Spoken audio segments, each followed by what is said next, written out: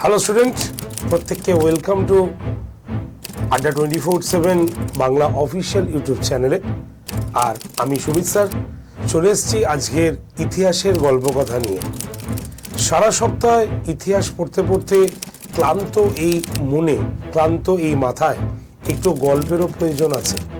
তাই সেই কথাকে চিন্তা করেই প্রতি সপ্তাহ শনিবার তোমাদের জন্য নিয়ে হাজির থাকছি ইতিহাসের গল্পকথা। তোমরাও কোন কোন বিষয়ে গল্প শুনতে চাও, কোন ইতিহাসের প্রেক্ষাপট কি তুমি জানতে চাও, তুমিও কমেন্ট সেকশনে লিখতে পারো।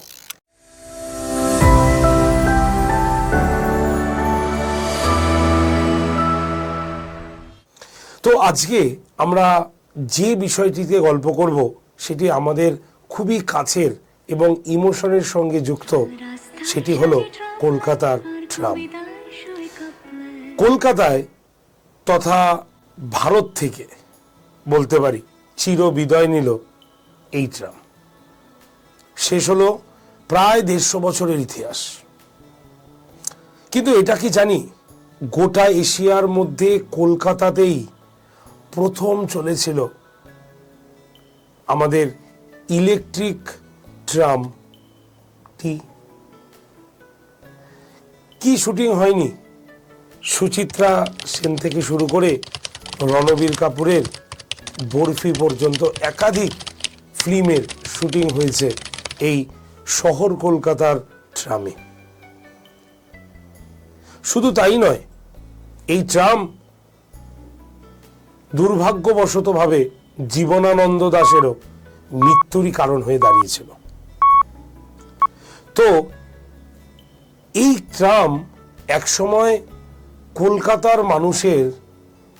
কলকাতার মানুষ এই ট্রামকে ঘিরে শুরু করেছিল বিক্ষোভ, কারণ 1 পয়সা দাম বেড়েছিল টিকিটের।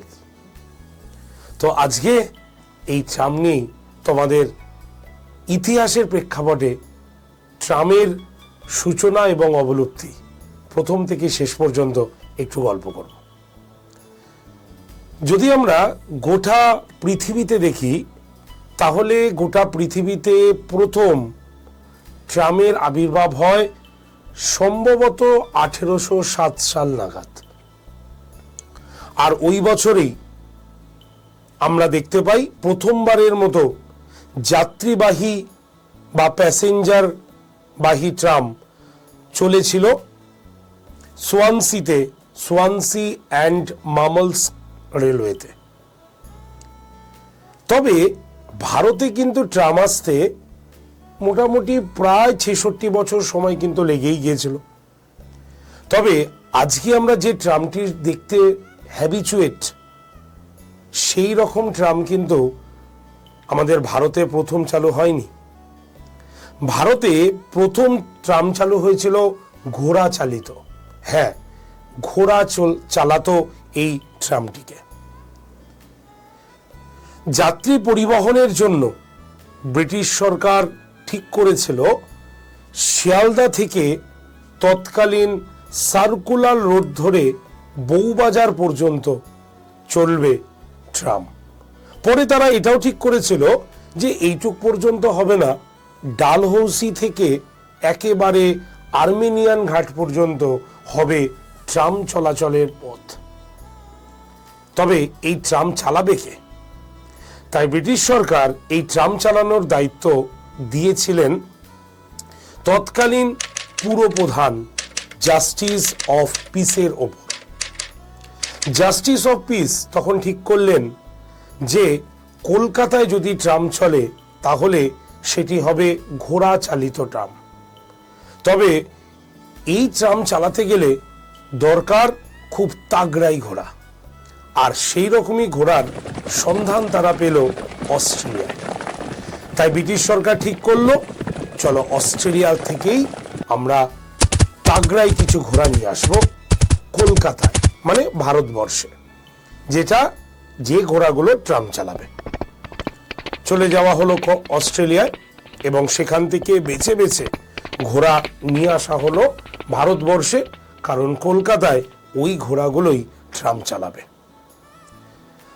সমস্ত কিছু প্রস্তুত, ট্রাম চালানোর দিন ঠিক করা হলো 1873 সালে 20শে ফেব্রুয়ারি প্রথম ট্রাম চলবে কলকাতার বুকে।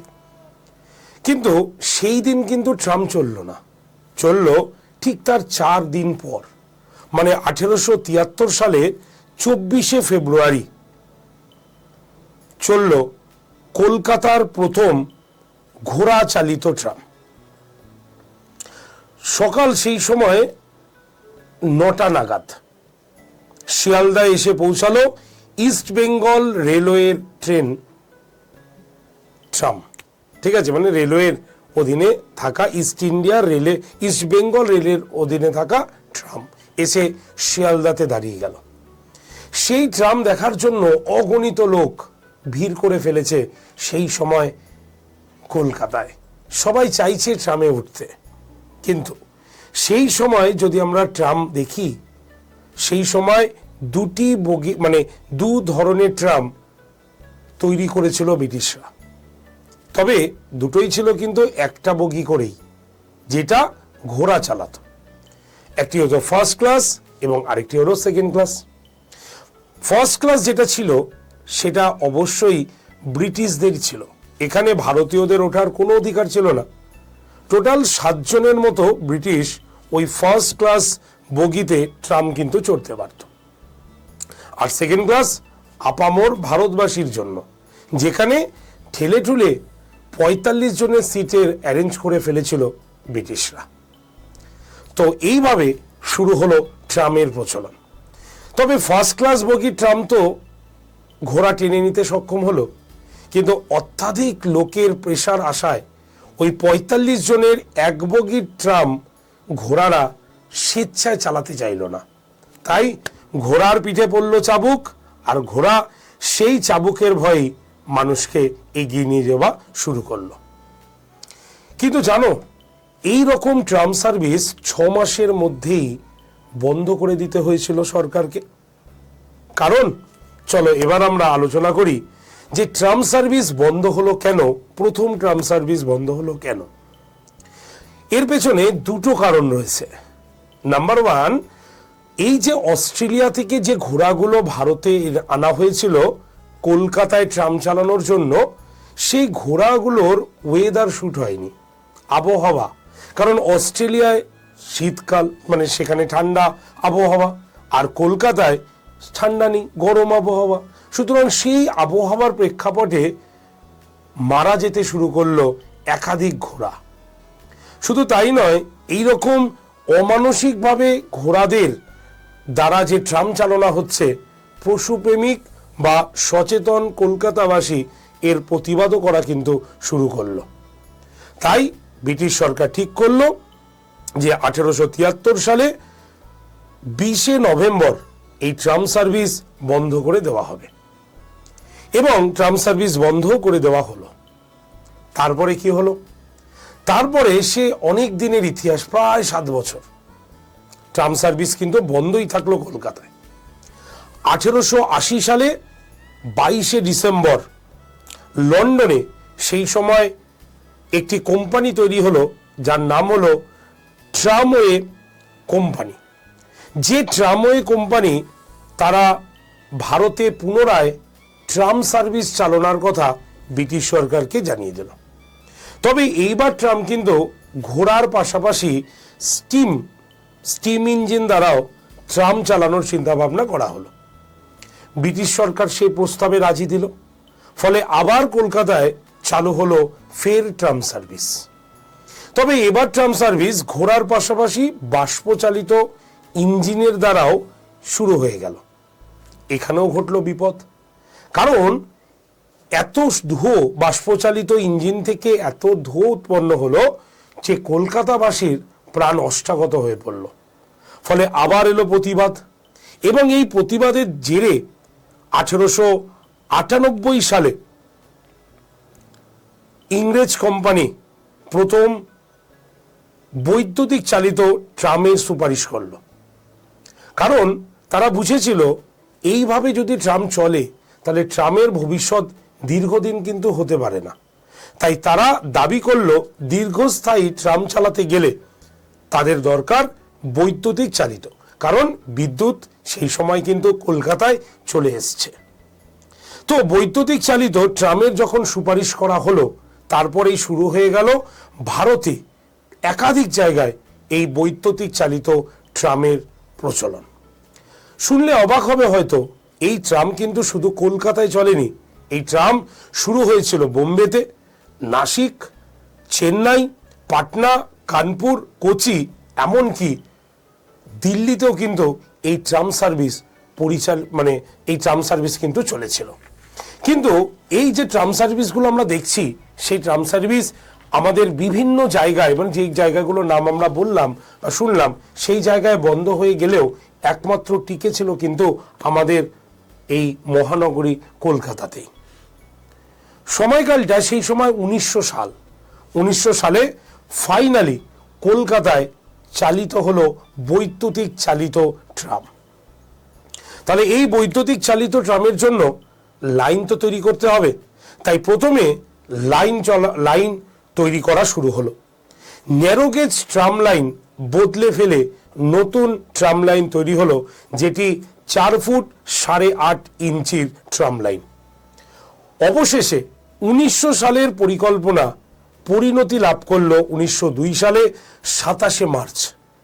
এই দিনই ওই 4 ফুট 8.5 ইঞ্চির লাইন দিয়ে গড়ালো প্রথম কলকাতার বৈদ্যুতিক চালিত ট্রামের চাকা। কোথা থেকে চললো? একদম ঠিক করা হলো যে ময়দানের পাশ থেকে ধর্মতলা দিয়ে একদম খিদিরপুর অবধি চলবে এই বৈদ্যুতিক ট্রাম। তবে এই ট্রাম এতটাই জনপ্রিয় হলো যে 3-4 মাস কাটতে না কাটতেই এই ট্রাম পরিষেবা আরো বাড়াতে হলো ব্রিটিশ সরকারকে। চললো কালীঘাট পর্যন্ত ট্রাম পরিষেবা। এখানেই শেষ নয়, 1902 সালে মাঝামাঝি বা শেষের দিক থেকেই ধর্মতলা থেকে শ্যামবাজার অবধি ট্রাম পরিষেবা শুরু করে দিতে হলো। তবে সেই সময় কলকাতা, ওয়েলিংটন, মৌলালি, ডালহৌসি, এই যে রুটগুলো ছিল, এই রুটে কিন্তু বাষ্পচালিত ট্রাম ইঞ্জিনই ব্যবহার করা হতো বা বাষ্পচালিত ট্রামই কিন্তু চলতো। শুধু তাই নয়, শুনলে অবাক হবে, সেই সময় হাওড়া হাইকোর্ট, চিতপুর, এই জায়গাতে কিন্তু ঘোড়া চালিত ট্রামেরও প্রচলন ছিল। কারণ সেই সময় ট্রামওয়ের কোম্পানির কাছে 70টি ট্রামের বগি এবং প্রায় 700টি ঘোড়া কিন্তু ছিল। তো এদেরকে তো কাজে লাগাতে হবে, তাই হাওড়া হাইকোর্ট এবং চিতপুর এই এরিয়াতে চলতো ঘোড়ায় টানা ট্রাম ইঞ্জিন বা গাড়ি চলতো। এরপরে যতদিন এগোতে থাকলো, ট্রাম আরো উন্নত হবার পরিকল্পনা করলো। জার্মানিতে সেই সময় নতুন অত্যাধুনিক প্রযুক্তির ট্রামের বগি তৈরি হলো। ব্রিটিশ সরকারের নজর পড়ল জার্মানিতে, এবং তারা সেখান থেকে সেই নতুন যে ট্রামের বগি, সেগুলোকে কিন্তু তারা নিয়ে চলে এলো ভারতে। এইভাবে বৈদ্যুতিক ট্রামের বগি কলকাতায় আসা শুরু করলো, এবং সেই ট্রামগুলিকে চালানোর জন্য প্রশিক্ষণেরও প্রয়োজন ছিল বলে শুরু হলো ট্রাম কোম্পানির প্রশিক্ষণের কাজ চালকদের। এইভাবে শ্যামবাজার, শিয়ালদা, কালীঘাট, খিদিরপুর ইত্যাদি একাধিক জায়গায় তৈরি করা হলো ট্রাম ডিপো। এমনকি হাওড়া ব্রিজের যে উদ্বোধন হয়েছিল, সেটাও কিন্তু আমরা সবাই জানি একটি খালি ট্রাম চালিয়েই সেটি কিন্তু হয়েছিল 1943 সালের 3রা ফেব্রুয়ারি মধ্যরাতে। কারণ সেই সময় দ্বিতীয় বিশ্বযুদ্ধজনিত কারণে ব্রিটিশরা এই হাওড়া ব্রিজের উদ্বোধন সেটা গোটা বিশ্বকে জানাতে চায়নি, কারণ সেই সময় চলছিল জাপানের আগ্রাসন নীতি। এই ট্রাম নিয়ে একসময় মানুষ ট্রামে আগুনও জ্বালিয়ে দিয়েছিল।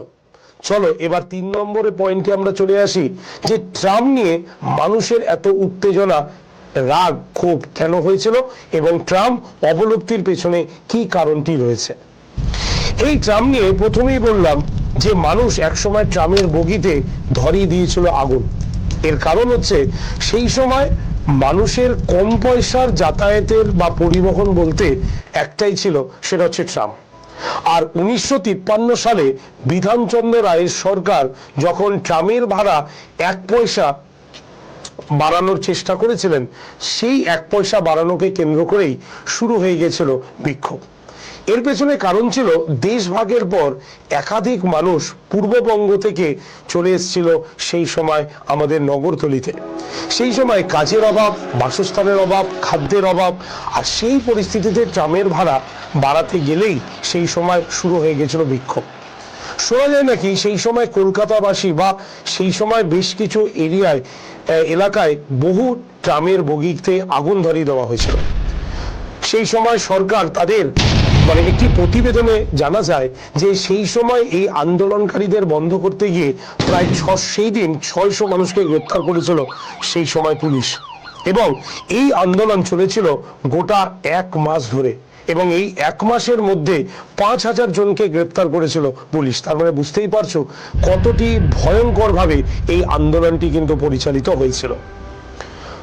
1967 এবং এই 1967 সালে আমরা দেখেছি, 1967 সালে যখন আমরা বলতে 1967 সালে যখন এই ট্রাম ব্রিটিশ সরকার যখন 1967 সালে যখন ব্রিটিশ কোম্পানিকে সরিয়ে এই ট্রাম কোম্পানিকে ন্যাশনালাইজ করা হলো, তখন থেকেই কিন্তু ট্রাম বন্ধ করে দেওয়ার একটি আলাদাই প্রবণতা তৈরি হলো। কারণ সেই সময় কিন্তু অন্যান্য জায়গায় ট্রাম চলাচল বন্ধ হয়ে গেছিল, শুধুমাত্র কলকাতাতেই চলছিল কিন্তু ট্রাম। যখন সেই সময় পশ্চিমবঙ্গের মুখ্যমন্ত্রী প্রফুল্ল সেন হলেন, সেই প্রফুল্ল সেন মুখ্যমন্ত্রী হওয়ার থেকেই ট্রাম সার্ভিসকে তিনি তুলে দেন, এবং এই তুলে দেওয়াকে কেন্দ্র করেই তৎকালীন দেখা গেছিল CPI, communist party of India, Jyoti Basu, তিনি কিন্তু এটাকে নিয়ে কিন্তু আন্দোলনে সামিল হয়েছিলেন। কারণ ট্রাম সেকেন্ড ক্লাস ছিল কিন্তু সাধারণ মানুষের চলাচলের জায়গা। সম্ভবত বা এটাই রাজনীতির একটা প্রেক্ষাপট বলতে পারো, যেখানে কমিউনিস্ট পার্টির উত্থান আমরা দেখতে পাই ট্রামকে নিয়ে। তার মানে ট্রামও আজকে রাজনীতির সঙ্গে কিন্তু জড়িত হয়ে পড়েই ছিল। অবশেষে 1992 সালে শেষবারের মতো হাওড়া ব্রিজে ট্রাম কিন্তু দেখা গেছিল। কারণ সেই সময় যানবাহনের সংখ্যা বৃদ্ধি এবং ব্রিজের অত্যাধিক প্রেসার সেই ট্রামকে চলতে নিষেধাজ্ঞা জারি করানো হয়েছিল বলে আমরা কিন্তু জানতে পারি। তবে সবার শেষে আমাদের মনে প্রশ্ন আসতেই পারে, ট্রাম লাইন বন্ধ হলো কেন, ট্রাম সার্ভিস বন্ধ হলো কেন, এবং চিরতরে আমরা কি আর ট্রামে উঠতে পারবো না?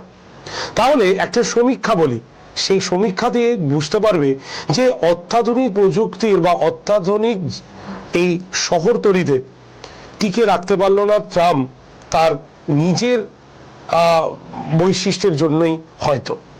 তো কি আছে, চলো সমীক্ষাটা যদি আমরা দেখি তাহলে দেখবো 2011 সালে আমাদের টোটাল ট্রাম রুটের সংখ্যা ছিল 37টি। এই ট্রাম রুট ধীরে ধীরে কমছে কিভাবে দেখো। 2013 সালে যখন ট্রাম রুটকে নির্ধারণ করা হয়, তখন ওই 37টি থেকে কমে দাঁড়ায় মাত্র 27টি। 2018 সালে সেই ট্রাম রুটের সংখ্যা অভাবনীয়ভাবে কমতে শুরু করলো এবং সেটার সংখ্যা দাঁড়ালো 8টি। এরপরে 2024 সালে তার সংখ্যা দাঁড়ালো মাত্র 7টি। তাই যানজট এবং দুর্ঘটনা এড়াতেই ট্রাম লাইন বন্ধ করা বা ট্রাম সার্ভিস বন্ধ করার সিদ্ধান্ত নিলেন আমাদের পরিবহন মন্ত্রী স্নেহাশিস চক্রবর্তী।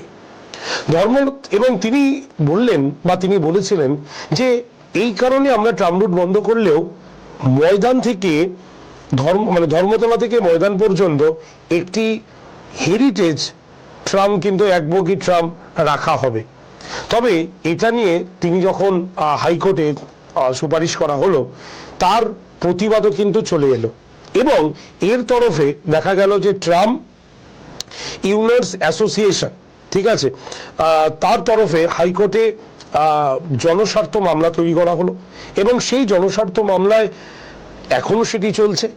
তাদের দাবি বার্লিন, মস্কো এই সমস্ত দেশে অত্যাধুনিক উন্নত ট্রাম সার্ভিস এখনো রয়েছে, তাহলে কলকাতার বুকে ট্রামকে বন্ধ করে নেওয়া হবে কেন?